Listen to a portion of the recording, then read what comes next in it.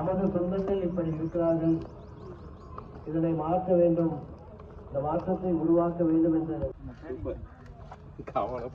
அந்த சைடு அப்படியே வந்து இது காவான்றதுக்கு வந்து காட்டு காவான்னு முதல்ல கண்டுபிடிச்சு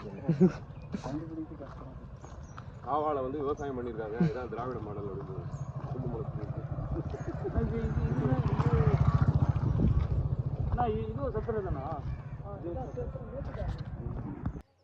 வணக்கம். இன்றைக்கி வந்து நம்ம திருவள்ளூர் தொகுதியோட சத்தரை மேட்டு காலனி கிராமத்தில் இருக்கோம்.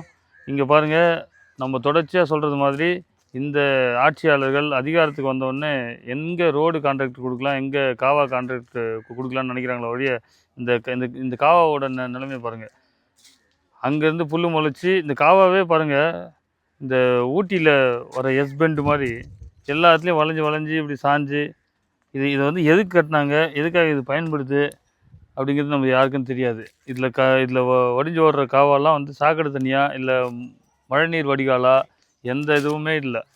இப்படி தான் ஒவ்வொரு நலத்திட்டங்களுக்கும் நம்மளோட வரி பணம் செலவு செய்யப்படுதே தவிர அது மக்களுக்கு பயனுள்ளதாக போய் முடியுதான்னு பார்த்தீங்கன்னா ஒரு பயனும் கிடையாது. ஸோ சாலை போடுவாங்க, மறுபடியும் தோண்டுவாங்க, காவா கட்டுவாங்க, மறுபடியும் இடிப்பாங்க. இதெல்லாம் வந்து எந்த அடிப்படையில் கட்டப்பட்ட காவானே நமக்கு தெரில.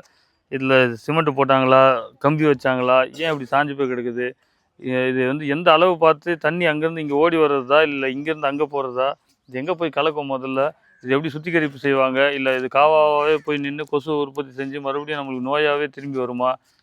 எந்த கேள்விக்கும் பதில் இல்லாத ஆட்சி முறையை ஒழிக்க உங்கள் வாக்குகளை விவசாய சின்னத்துக்கு செலுத்துங்கள். படித்த எங்களுக்கு வாக்கு செலுத்தினால்தான் நிர்வாகத்தை சிறப்பாக நடத்துவோம்.